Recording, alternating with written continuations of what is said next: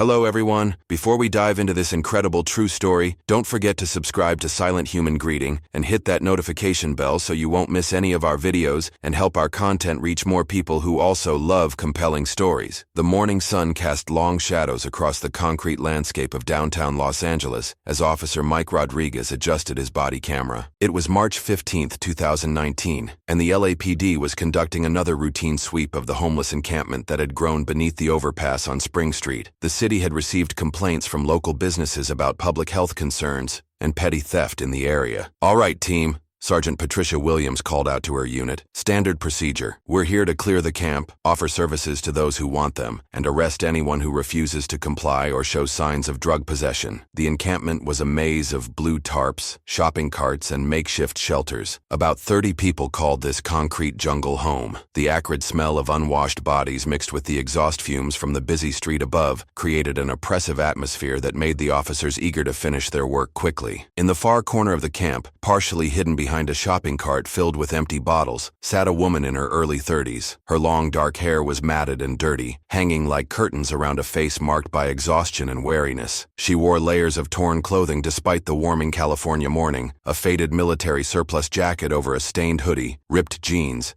and boots that had seen better days. Sarah Mitchell had been living here for 8 months. Every morning, she positioned herself in this exact spot because it offered the best view of all entrances to the camp. Old habits died hard, and after 3 tours in Afghanistan, situational awareness wasn't something she could simply turn off. The hypervigilance that had kept her alive in Kandahar now made her the unofficial lookout for the small community of forgotten souls she'd found herself among. When she spotted the police vehicles surrounding the camp, her body immediately tensed. Her breathing became shallow, and her hands instinctively moved to check for weapons that weren't there. The sound of radios crackling reminded her of military communications, and for a moment, she wasn't in Los Angeles anymore. She was back in a compound outside Kabul, hearing the approach of enemy forces. "Ma'am, you need to stand up and show us your hands," Officer Rodriguez called out as he approached her position. Sarah's eyes darted between the officer and the exits, calculating distances and escape routes. The familiar weight of panic settled on her chest like a lead blanket. "I said stand up." Rodriguez's voice was sharper now, mistaking her hypervigilant scanning for defiance. Sarah's training kicked in, but it was the wrong kind of training for this situation. Instead of civilian compliance, her military instincts told her to assess threats and prepare for combat. Sergeant Williams approached from the other side. "She's not responding appropriately, could be under the influence or having a mental health episode." The assumption came easily. After all, what else would explain a young woman living in these conditions? Sarah tried to speak,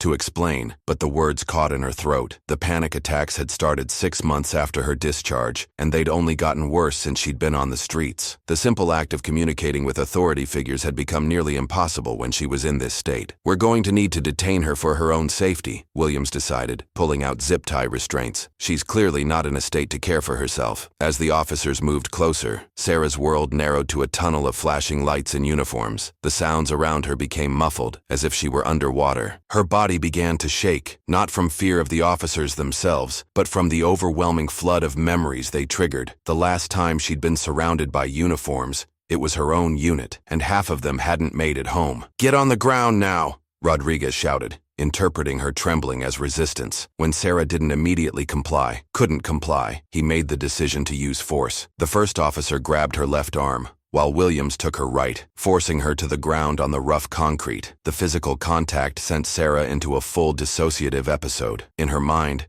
she was no longer being arrested by Los Angeles police. She was being captured by enemy forces, and everything she'd been trained to do to survive as a prisoner of war came flooding back. She began to struggle, not against the arrest, but against what her traumatized mind perceived as a life-or-death situation. "She's fighting us," Rodriguez grunted as he tried to control her movements. "This one's going to be a problem." The other homeless individuals in the camp watched in horror as the situation escalated. They knew Sarah as a quiet woman who shared her food when she had it and kept watch while others slept. They'd never seen her violent or aggressive, but they also understood that sometimes the street changed people in ways that couldn't be undone. Backup officers arrived as the struggle continued. Sarah's military training, even compromised by PTSD and malnutrition, made her surprisingly strong. What the officers saw as dangerous resistance was actually muscle memory from survival training, executed by someone who was mentally no longer present in the moment. "We need to search her for weapons," Williams declared breathlessly. Standard procedure for violent detainees. The decision to conduct a strip search in the field was not standard procedure, but the combination of Sarah's perceived resistance and the chaotic nature of the raid led to a series of escalating choices that would haunt everyone involved. As more officers arrived to assist, the situation took on a momentum of its own. Sarah's body camera footage would later show that she had stopped struggling by this point. The dissociation had taken over completely, leaving her physically present but mentally absent. To observers, she appeared catatonic, which the officers interpreted as either drug use or severe mental illness. "Clear the area," Sergeant Williams ordered, gesturing for bystanders to move back. But in the age of smartphones, the gesture was meaningless. Several people had already begun recording, and others were streaming live to social media. The viral nature of what was about to happen was set in motion before the officers even realized what they were doing. The concrete was cold and rough against Sarah's skin as they forced her to lie face down. The sounds of traffic above mixed with radio chatter, and the voices of officers discussing the best way to proceed. None of them knew they were about to uncover a truth that would change not just their lives, but spark a national conversation about how society treats its veterans. As the sun climbed higher in the Los Angeles sky,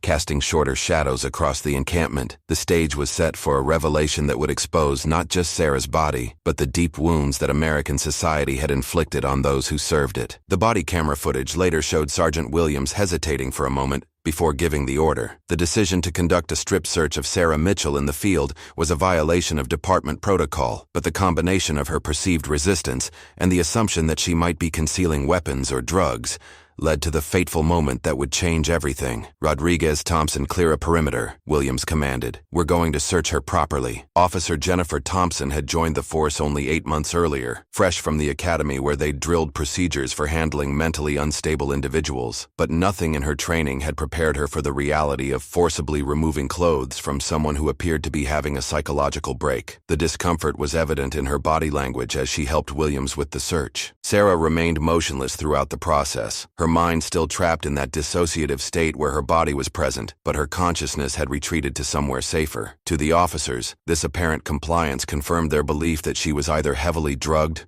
or suffering from severe mental illness. They didn't recognize it as a trauma response. The first thing they noticed were the scars. Thompson stopped mid-motion when she saw Sarah's back. What she initially thought might be track marks or self-inflicted cuts revealed themselves to be something entirely different under closer inspection. These weren't the chaotic wounds of street violence or self-harm. They were precise, clean surgical scars interspersed with the kind of scarring that came from shrapnel and burns. "Sergeant," Thompson's voice carried a note of uncertainty. "You need to look at this." Williams moved closer, and her expression began to change as she took in the extent of the scarring across Sarah's torso and arms. These weren't the marks of a homeless drug addict. The surgical precision of some scars suggested military field medicine, while others bore the unmistakable pattern of combat wounds. "What the hell?" Rodriguez muttered as he caught sight of Sarah's left shoulder. There, tattooed in clear military font, was a series of numbers followed by USN, United States Navy, but it was Officer Thompson who made the connection first. Her father had served in Iraq, and she recognized the formatting of military ID numbers. More than that, she could see other tattoos now that Sarah's clothes had been removed. A Navy SEAL trident on her right shoulder, barely visible beneath layers of dirt and grime. "Sergeant Williams," Thompson's voice was barely a whisper now. I think she's military." The words hung in the air like a physical presence. Williams felt her stomach drop as she began to process what they were seeing. This wasn't some random homeless woman with mental health issues. The evidence written across Sarah's body told a very different story. Rodriguez was the first to pull out his phone, not to call for backup, but to photograph the tattoos. It was a decision he would regret for the rest of his career. Within seconds,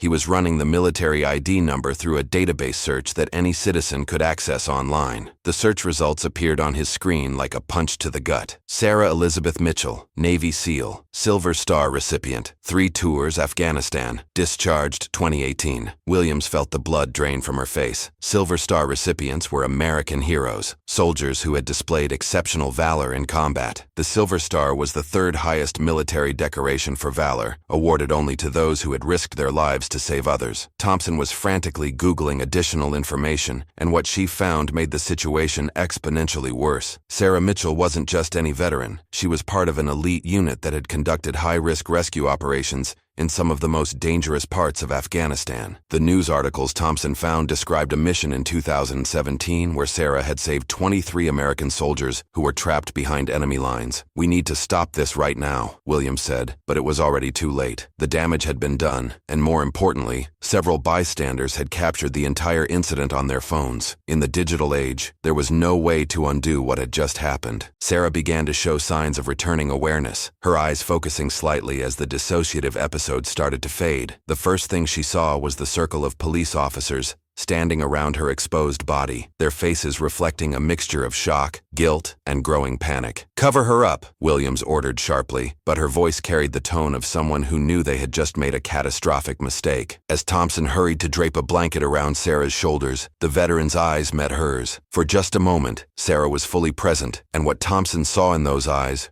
would haunt her for months to come. It wasn't anger or hatred. It was a deep, profound disappointment that seemed to carry the weight of every betrayal Sarah had experienced since returning home from war. "Ma'am," Thompson whispered, her voice cracking. "Ma'am, I'm so sorry. We didn't know." Sarah's response was barely audible, but the body camera picked it up clearly. "You never asked." Those 3 words would become a rallying cry for veteran advocates across the country. They encapsulated everything wrong with how society treated those who had served. The assumptions, the lack of inquiry, the rush to judgment based on appearances rather than understanding. Rodriguez was still staring at his phone screen, scrolling through news articles about Sarah's military service. One headline in particular made him feel physically sick. "Local hero returns from Afghanistan. Navy SEAL saved 23 lives in single mission." The article was dated just 14 months earlier, which meant Sarah had gone from being celebrated as a national hero to living on the streets in little more than a year. The disconnect was so jarring that Rodriguez actually questioned whether they had the right person, but the tattoos and ID number left no room for doubt. Williams was already on her radio,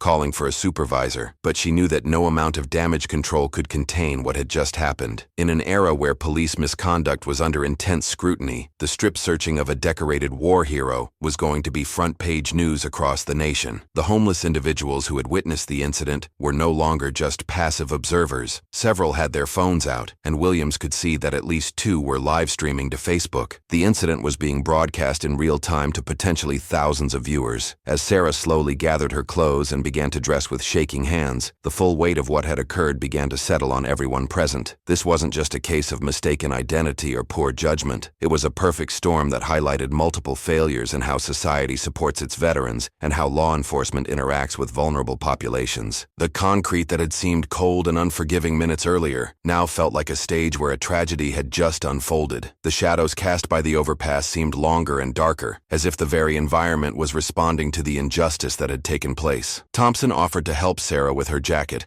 but the veteran declined with a slight shake of her head. Her movements were slow and deliberate, each action seeming to require tremendous effort. The dissociation was fading, but in its place came something worse, full awareness of what had just happened to her. As Sarah stood, still wrapped in the police blanket, she looked directly at Sergeant Williams. "I served this country for 8 years, she said quietly. "I bled for it. I watched my friends die for it, and this is how it repays me." The words were spoken without anger or accusation. They were simply a statement of fact, delivered with the calm precision of someone who had learned to compartmentalize trauma in order to survive, but their impact on the officers present was devastating. Rodriguez looked down at his phone again, and a new notification showed that the live stream from one of the bystanders had already been shared over 500 times. The story was going viral, and they were all about to become unwilling participants in a national conversation about veteran care and police accountability. The discovery of Sarah's true identity had transformed a routine police action into a moment that would be studied in police academies, veteran affairs offices, and social justice organizations for years to come. But for Sarah herself, it was just another day when the country she had served had failed to recognize her humanity. Within 3 hours of the incident, the first video had been shared over 10,000 times. By evening, Sarah Mitchell was trending on Twitter nationwide, and by the next morning, the story had reached international news outlets. The speed at which the story spread reflected the perfect storm of social issues it represented: veteran homelessness, police misconduct, and the treatment of women in crisis. The original Facebook live stream, recorded by a homeless man named Marcus Washington, had captured not just the strip search itself, but also the moment when the officers discovered Sarah's military tattoos. Marcus's shaky narration, "Oh my God, she's military, she's fucking military," became the audio that played over thousands of reposted videos. Sarah had been released without charges after the incident, given a citation for interfering with police business that everyone knew would never hold up in court. She'd walked away from the scene in silence, still wearing the police blanket over her shoulders, and disappeared back into the maze of Los Angeles streets. But she couldn't disappear from the internet. CNN was the first major news outlet to pick up the story, running it during their 6 p.m. broadcast with the headline, "Decorated Navy SEAL Stripped by Police During Homeless Sweep." Anderson Cooper's opening segment was devastating in its simplicity. "Tonight, we begin with a story that should shame us all. A woman who served her country with distinction, who saved American lives under enemy fire, was stripped naked on a public street by the very people sworn to protect and serve. Her crime, being homeless. Her punishment, a humiliation that millions have now witnessed online." The network had done their research quickly. Within hours of the story breaking, they had obtained Sarah's full military record, interviews with her former commanding officers, and details about the mission that had earned her the Silver Star. Lieutenant Colonel David Martinez, Sarah's former CO, appeared on CNN that evening, barely containing his anger. "Sarah Mitchell is one of the finest soldiers I've ever had the privilege to command. What happened to her in Los Angeles is not just a disgrace to those officers. It's a disgrace to every American who claims to support our troops." The military details that emerged painted a picture of exceptional service. Sarah had enlisted at 19.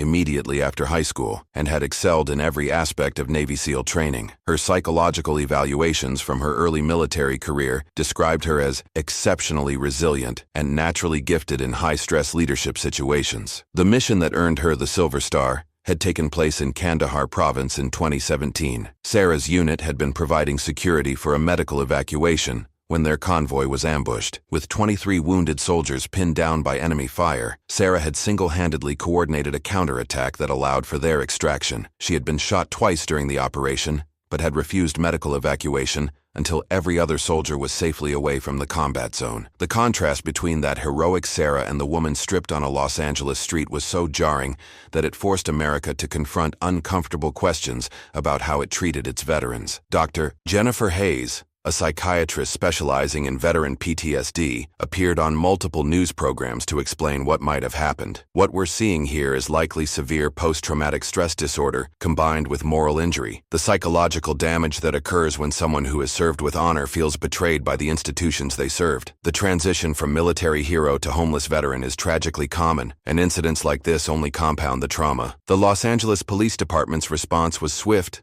but inadequate. Chief Robert Thompson held a press conference 48 hours after the incident, flanked by department lawyers and public relations staff. "The LAPD takes this incident extremely seriously. We are conducting a full internal investigation into the actions of our officers during this homeless encampment sweep. I want to be clear that the treatment Ms. Mitchell received does not reflect the values of this department or the respect we have for our veterans. But the damage was already done." The video had been viewed over 5 million times across various platforms. Veteran advocacy groups were calling for federal intervention. The American Legion issued a statement calling the incident a national disgrace. The veterans of foreign wars demanded not just the firing of the officers involved, but a complete overhaul of how police departments interact with homeless veterans. More importantly, other veterans began sharing their own stories. Veteran homelessness became a parallel trending topic as formerly homeless veterans posted videos describing their own experiences with law enforcement, social services, and civilian reintegration. Marcus Williams, a Marine Corps veteran from Detroit, posted a video that was shared 100,000 times. "I lived under a bridge for 2 years after I got back from Iraq. You know how many times cops hassled me, searched me, treated me like garbage, and I'm one of the lucky ones. I made it out." Sarah Mitchell saved 23 lives in Afghanistan. She deserves better than this. We all do. The political response was predictably divided along partisan lines, but there were some surprising moments of unity. Senator John McCain's daughter Megan tweeted, "This is what happens when we thank veterans for their service with our words, but abandon them with our actions. Sarah Mitchell deserves justice." The tweet was retweeted by politicians from both parties. Meanwhile, Sarah herself remained invisible. Reporters had fanned out across Los Angeles trying to find her, but the homeless community had closed ranks to protect her. Those who knew where she was staying refused to give interviews or provide information. The woman at the center of the national conversation had effectively vanished. The officers involved had been placed on administrative leave pending the investigation, but their names had been leaked online within 24 hours of the incident. Officer Rodriguez found his home address posted on social media, along with calls to make him famous. His wife had to take their children out of school after protesters showed up at their elementary school. Sergeant Williams received death threats through official police channels. One voicemail, later played on news programs, simply said, "You stripped a war hero naked in the street. How does it feel to be famous for all the wrong reasons?" The legal implications were becoming clearer as well. Civil rights attorneys had already begun reaching out through intermediaries, offering to represent Sarah in what would certainly be a massive federal lawsuit against the LAPD. The potential settlement figures being discussed privately ranged from $2 million to $10 million, depending on what damages could be proved. But money couldn't undo the viral humiliation Sarah had suffered. The images of her being strip-searched, carefully edited to protect her privacy but still clearly showing the incident, had been seen by millions of people. Her most vulnerable moment had become public property, dissected and analyzed by strangers across the globe. Dr. Maria Santos, a psychologist who specialized in public trauma, explained the unique psychological damage of viral humiliation. What happened to Sarah Mitchell isn't just about the initial incident. It's about the ongoing trauma of having that moment replayed millions of times. Every time someone shares that video, every time it's discussed on the news, she's being re-victimized. The incident had also sparked a broader conversation about homelessness among veterans. Department of Veterans Affairs statistics showed that on any given night, roughly 40,000 veterans were experiencing homelessness. The reasons were complex: PTSD, traumatic brain injury, substance abuse, difficulty transitioning to civilian employment, and inadequate VA support services. Sarah's story had put a face on those statistics, but it had also raised uncomfortable questions about what responsibility society had toward those who had served in uniform. If a Silver Star recipient could end up homeless and humiliated on a Los Angeles street, what hope was there for veterans with less distinguished service records? As the third day of viral coverage continued, one thing became increasingly clear: this story wasn't going to fade away. Sarah Mitchell had become a symbol, whether she wanted to be or not. The question now was whether that symbol would lead to meaningful change or just become another viral moment that America would eventually forget. But first, Sarah herself would have to decide whether she was ready to step out of the shadows and reclaim her own story. Hello everyone. Before we conclude this incredible story of courage and redemption, don't forget to subscribe to Silent Human Greeting and hit that notification bell so you won't miss any of our videos and help our content reach more people who also love compelling stories. 2 weeks after the incident, Sarah Mitchell finally broke her silence. She didn't do it through a traditional media interview or a press conference. Instead, she posted a handwritten letter on the Facebook page of a veteran advocacy group, photographed on notebook paper, that showed the where of someone living without permanent shelter. The letter was simple but devastating. "My name is Sarah Elizabeth Mitchell. I am a United States Navy SEAL veteran. I served 3 tours in Afghanistan. I saved lives and watched friends die. I came home changed, like many of us do. I tried to get help. I tried to fit back into civilian life. I failed. 2 weeks ago, I was stripped naked on a public street because officers assumed I was just another crazy homeless person. They were wrong about the crazy part. I'm not crazy, I'm hurt. They were right about the homeless part. I'm not writing this for sympathy. I'm writing this because what happened to me happens to veterans every day. We come home from war and become invisible to the society we served. We become problems to be managed instead of people to be helped. I don't want money from lawsuits. I want change, real change. I want police officers trained to recognize that the homeless person resisting arrest might be having a PTSD flashback. I want VA programs that actually work. I want a country that treats its veterans like human beings instead of statistics. Most of all, I want other veterans to know they're not alone. We survived war. We can survive coming home too. Semper Fi to all my brother and sister veterans. We've got each other's backs. Always. Sarah Mitchell, Petty Officer First Class, retired. The letter was shared over 100,000 times in the first hour after it was posted. But more importantly, it marked Sarah's transformation from victim to advocate. She had decided to use her unwanted fame as a platform for change. Within days of the letter's publication, Sarah was contacted by the Legal Aid Foundation of Los Angeles. Instead of pursuing a personal settlement, she agreed to be the lead plaintiff in a class action lawsuit aimed at reforming how police departments across California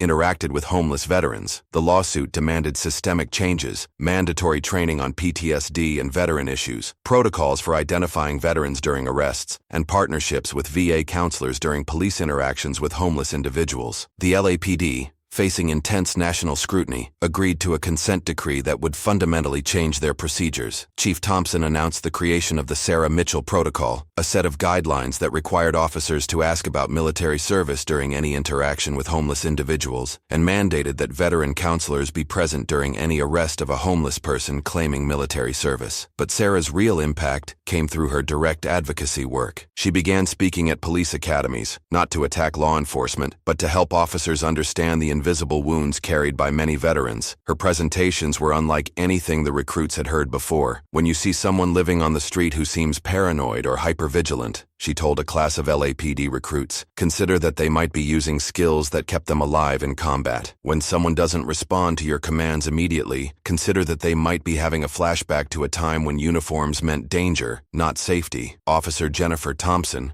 who had been present during Sarah's strip search, attended one of these training sessions. The meeting between them was captured by news cameras and became one of the most powerful images of the entire story. Thompson broke down in tears as she apologized directly to Sarah, and Sarah's response, embracing the young officer and telling her, "We learn from our mistakes and do better," showed a grace that impressed even her critics. Thompson became one of Sarah's strongest allies in reforming police procedures. She worked with Sarah to develop training materials that were eventually adopted by police departments in 12 states. Their partnership demonstrated that accountability didn't require destruction, it required learning and growth. The federal response was equally significant. Senator Elizabeth Warren introduced the Sarah Mitchell Act, legislation that would provide federal funding for police departments that implemented veteran awareness training and would create a national database to help identify veterans during police interactions. The bill passed with bipartisan support, with Senator Ted Cruz saying during the floor debate, "When someone has earned a Silver Star for saving American lives, they deserve better than being stripped naked on an American street." Sarah's personal transformation was equally remarkable. The advocacy work gave her a sense of purpose that she hadn't felt since leaving the military. Dr. Patricia Coleman, a VA psychologist who began working with Sarah, explained the therapeutic value of her newfound mission. For many veterans, especially those who served in combat roles, the loss of purpose in civilian life is one of the most difficult aspects of the transition. Sarah has found a way to continue serving,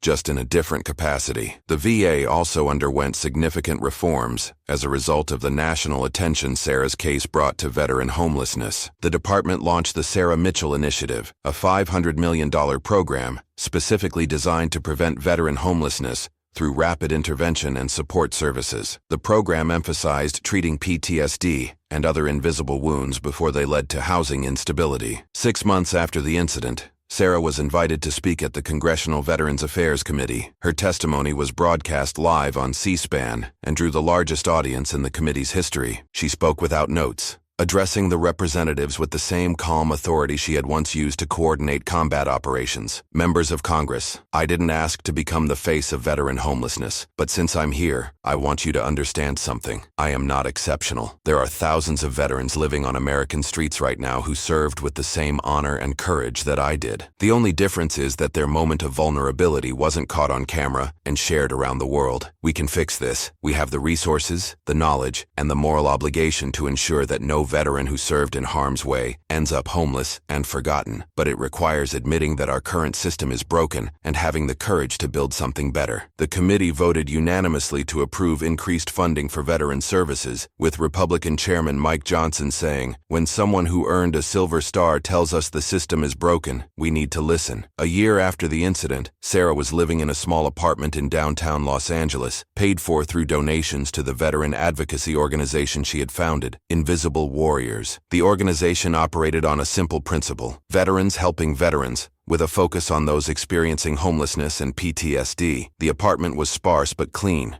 with military precision evident in how everything was organized. The walls were decorated not with her military commendations, but with photos of veterans she had helped transition off the streets. Each photo represented a life rebuilt, a person reclaimed from invisibility. Sarah still struggled with PTSD. She still had days when leaving her apartment felt impossible, but she had found a way to transform her trauma into purpose, her pain into advocacy. The therapy sessions with Dr. Coleman had taught her that healing wasn't about forgetting what had happened, but about without integrating those experiences into a meaningful life. The officers involved in the original incident had faced varying consequences. Rodriguez had resigned from the force and now worked as a security guard, largely invisible to the media attention that had briefly made him infamous. Sergeant Williams had been demoted, but remained with the LAPD, where she became one of the department's most effective trainers in veteran awareness protocols. Officer Thompson had perhaps the most interesting trajectory. She left patrol work to become a liaison between the LAPD and veteran services organizations. Her partnership with Sarah in developing training programs had grown into a genuine friendship, built on mutual respect and a shared commitment to ensuring that what happened to Sarah would never happen to another veteran. The viral video that had started everything was still online,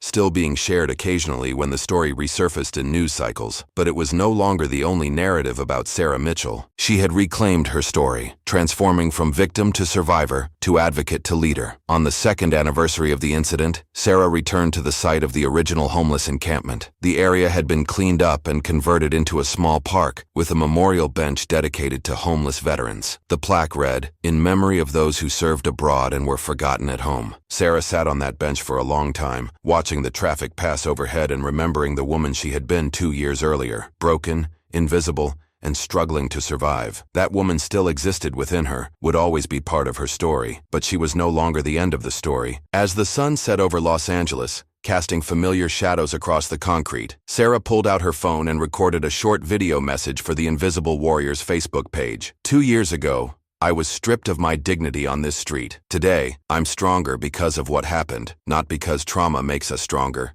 That's a lie we tell ourselves to make sense of pain. I'm stronger because I chose to fight back, not with anger, but with purpose. To every veteran watching this, you are not invisible. You are not forgotten. You are not alone. We've got each other's backs, always. The video was shared thousands of times, but more importantly, it generated dozens of comments from veterans asking for help, asking for connection, asking for hope. Sarah read every comment and personally responded to each one. It was slow work, individual work, but it was the kind of work that actually changed lives. In the end, Sarah Mitchell's story became about more than viral justice or police reform or veteran advocacy. It became about the power of one person to transform their worst moment into their greatest purpose, to take the trauma that nearly destroyed them and use it to build something meaningful for others. The homeless encampment was gone, but its lessons remained. The video of Sarah's humiliation would live forever online, but so would the records of the lives she had saved through her advocacy work. In the digital age, both versions of her story would persist, the victim and the victor, the moment of vulnerability